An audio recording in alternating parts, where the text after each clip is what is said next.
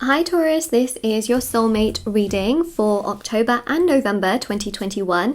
I just thought it would be so interesting to kind of look over 2 months. I just thought, you know, that's interesting. So that's what I'm going to do. This is for Taurus, Sun, Moon, Rising and Venus signs. And also, if you would like to win a free reading with me, check out the description box below since I do a giveaway every single month. If you would like to purchase a private paid reading, information is also down below as well. They are done within 12 to 24 hours with me on the same day. And there's also intention manifesting items on my website, which thousands of people have seen results with. You can check out the review section. You can check out the items, you know, have a little browse if you want to fill any time. But yeah, there's also loads of soulmate items on there, like you know, actually there's items for lots of different categories like bracelets, necklaces, anklets, pom-poms, tassels, embroidered cards which you can put under your pillow, your wallet or your purse. There's intention pouches with different spices and herbs, which again people have seen results with, so this is actually the soulmate one. And there's also candles for different intentions which are handmade, hand poured, they are safety tested, and they're really, really special. And yeah, they are also on there as well if you're interested. Crystals, sage, etc. Everything is on there. It's on shopmoonlightguidance.com. Everything is linked down below for your convenience. Okay, so Taurus, let's start with October. October for you and your soulmate.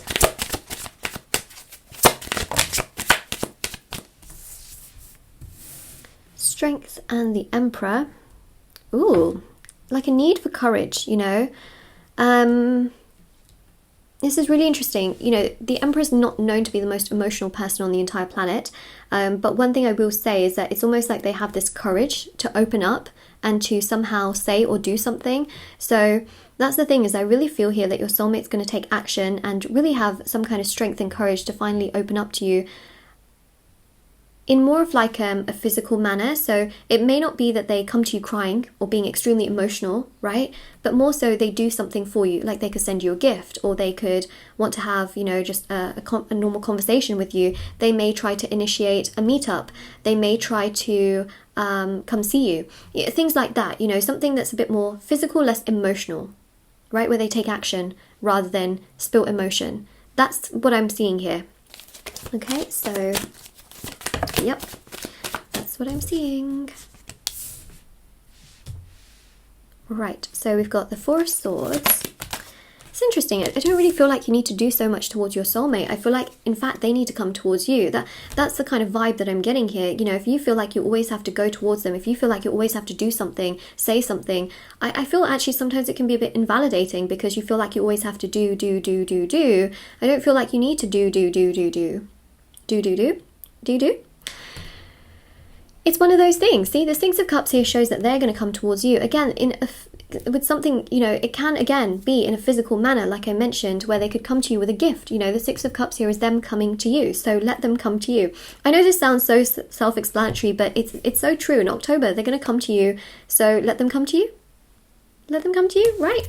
Let them, you know, all you have to do is take care of you. Do you. Put yourself first. Rest, retreat. Do your day-to-day things, work hard, you know, like your daily routine, and let them come to you, you know? Okay, well, let's keep going. October, wildcard, there you go. There's you in your routine, doing your own thing. The Saturn energy is about routine and structure, and again, doing things for yourself, putting yourself first, looking after you. Continue to do what you're doing. I feel like that's very important.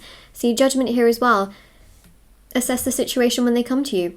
I think that that's really important. Judgment is Pluto and Scorpio energy. We have Scorpio season. Scorpio season, there's some kind of magic in the air, for sure, okay? The kind of magic where you think to yourself, are they actually coming towards me? Like, what? It's surprising. It really is very surprising. October itself brings quite a bit of change. Change, and I'm going to say another word. For some, it brings shame. Shame on certain ways in which they could have treated you better. Shame in certain ways where they could have been shamed for the ways in which they perhaps treated others as well. So it brings change and shame and magic your way. All right. So in many ways, I just feel here that, look, let them come to you because they will come to you, right? You don't need to force things. You don't need to sit there and wait. You can be doing your own thing. In fact, that energy they seem to really love. And especially with Judgment as well. You can assess the situation when they get to you, when they come towards you, when they progress towards you. You don't need to like run after them. I think that's actually very important for me to mention as well. You don't need to run after them. In fact, that can feel really invalidating, you know, if you feel like you need to run after them. Now, I've already moved on to November here. Again, Scorpio season energy is very, very powerful in November.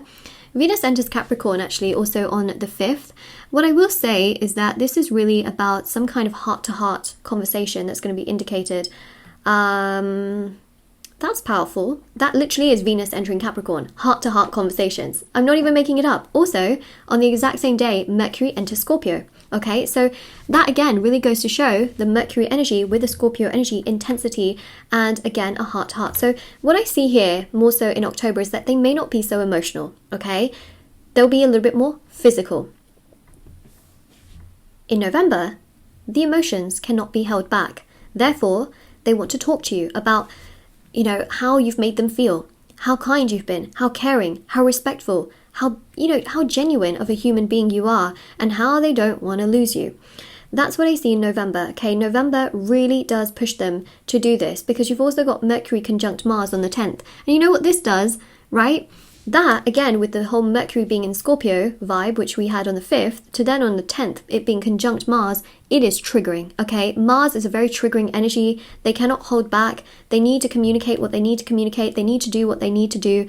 They need to do things. So what happens then is that their thoughts, right, and actions, their words and their thoughts are put into action. That's what happens, all right? So that's another thing that you need to be aware of, Taurus, is that they are coming, okay? And they are really thinking about the things that they have done.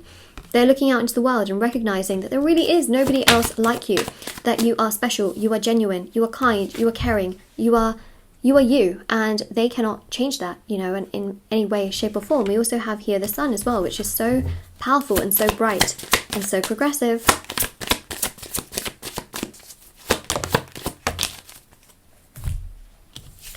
Sun, Knight of Pentacles, and the Hanged Man, okay? This is peace of mind. This is an awakening that your soulmate is going through, whereas you are just kind of doing your own thing, right? The Queen of Cups here shows, like, make sure that, you know, you are not putting so much stress on yourself during this time.